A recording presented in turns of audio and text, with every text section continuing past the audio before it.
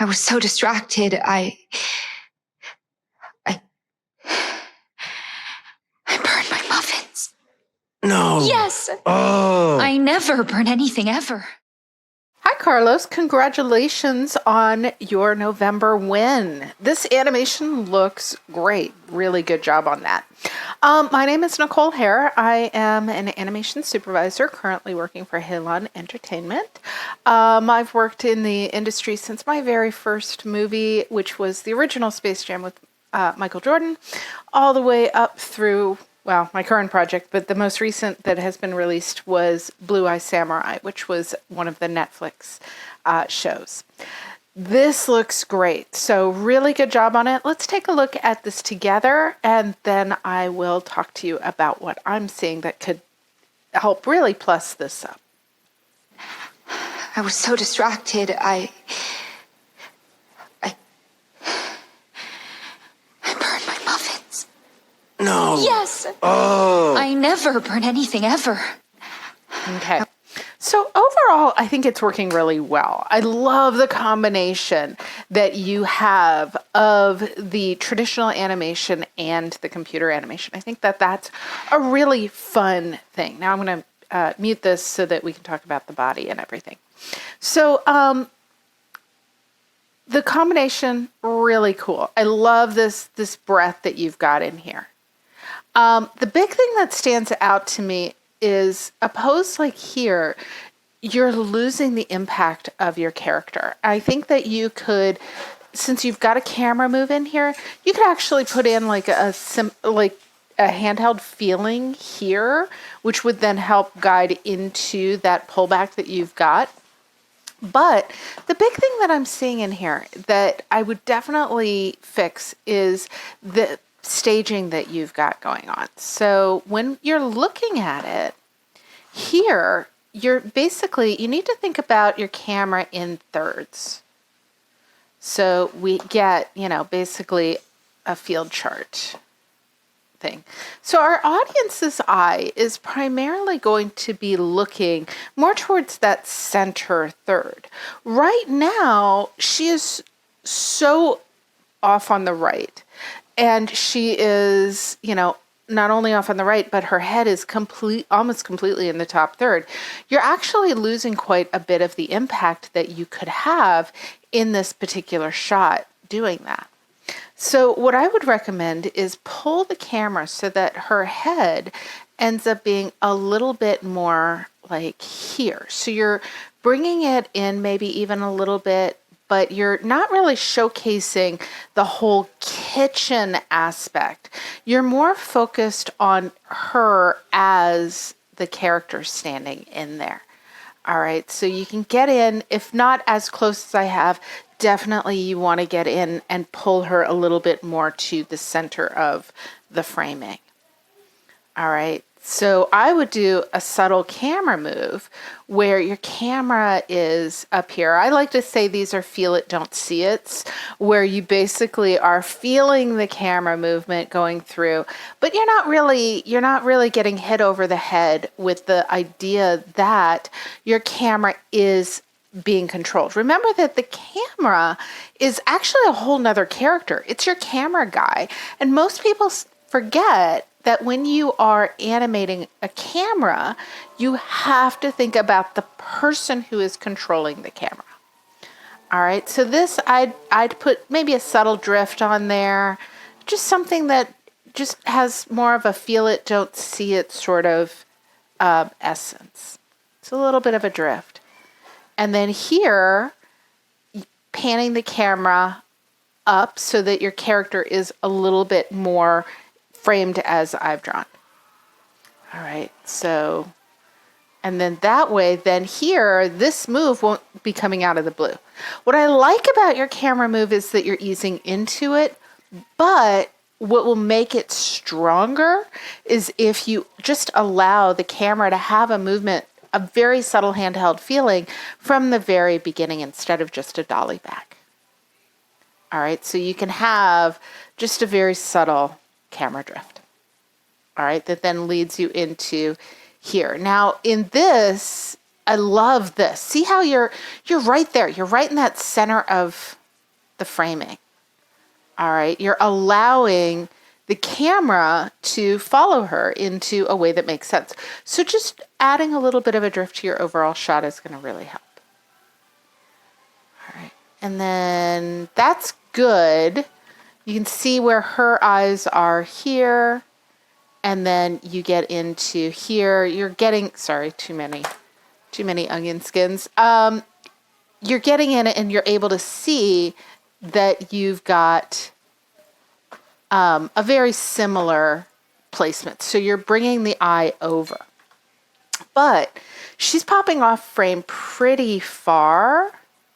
So if you could bring her in just a little bit more, your framing is going to read better. And then even having this just sort of cross just a little bit over the cake will allow the two of them to have a little bit more of an intimate connection. All right. And then here, you're going back onto that, like, hovering around the sides. All right. So definitely, you're forcing your audience to jump. Like, here's his eyes. And I would have her drawn a little bit more over here and see how much you're having them jump. So what you're going to want to do is you're going to want to pull your cake maybe in just a little bit. Just a little. You might end up, I think it looks like you're probably using a 35 millimeter lens. But if you could pull her in just a little bit closer so that her muffins are sort of right in the middle of frame, you're already doing this very traditional thing. So maybe put just a little bit of smoke coming up from those, and rotate the pan. So if you got a penetration issue here, by the way. So the reason I say rotate the pan is when you're looking at a shot, I don't know what this is, right? So I'm looking at it. I only know it's muffins because it's been described in a previous shot. But if I'm only looking at this one shot, you have done what I call razor blading the muffin tray. So what that means is that your muffin tray is basically flat to the surface, like my notebook. You would never know it's a notebook if you're just looking at that edge. Until you rotate a little bit, now you can tell it's a notebook. So what you want to do on that is you're going to want to rotate it so that you can get a better sense of the fact that there are the 12 cake holders, all right? And maybe pull those shoulders up. And then this far arm, maybe pull it down. So instead of holding the tray perfect, you're rotating it just a little bit, opening up that silhouette just a little bit more. All right. And then here, when she leans in, going with that same framing, try to lean her in. So, and I love this nose, this silhouette that you've got going on in here on her. But lean her in and then let him lean out. He's completely disgusted. Let him lean out and maybe even either pull the camera back or push the camera in. But just keeping sort of a handheld feel. But look at here. She comes out of frame and she's completely out. But if you do a handheld camera, and I know with the traditional part, that actually becomes a little bit more difficult. Sorry about that. But with the traditional, it does unfortunately add to the difficulty level.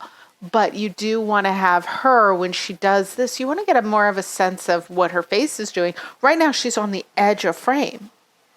And it's not really capturing your eyes. Like all of this, you really want to get more on her. And it's okay to pan over and have your pan have just a little bit of him, just sort of peeking in over here so that you can get more of her reaction rather than his. All right. Now, another thing that I would highly recommend doing is I can see inside the mouth. So when you can see inside the character's mouth, you need to animate the tongue. It's a subtle thing, But it's something that as an animation supervisor, I'm looking for those little details to set you apart from other people. So inside the mouth, definitely just put a little bit of animation in there to help. I was so distracted, I love that. Those little looks. And that little eye flutter. It's like those are beautiful little details, leading with the eye coming down into that blink. But here, I'd love to see just a little bit in the mouth.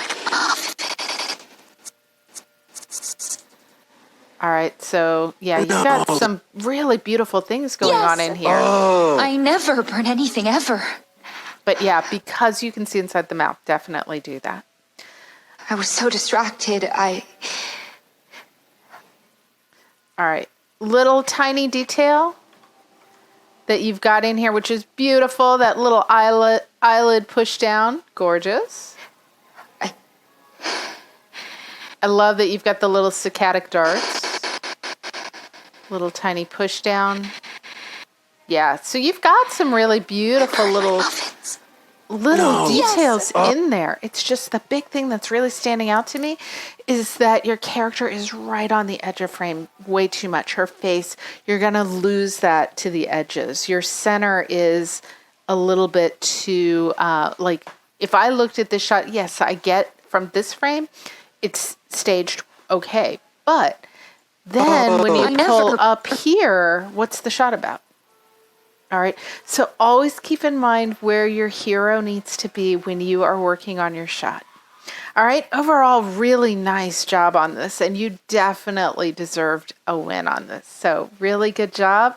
I can't wait to see more.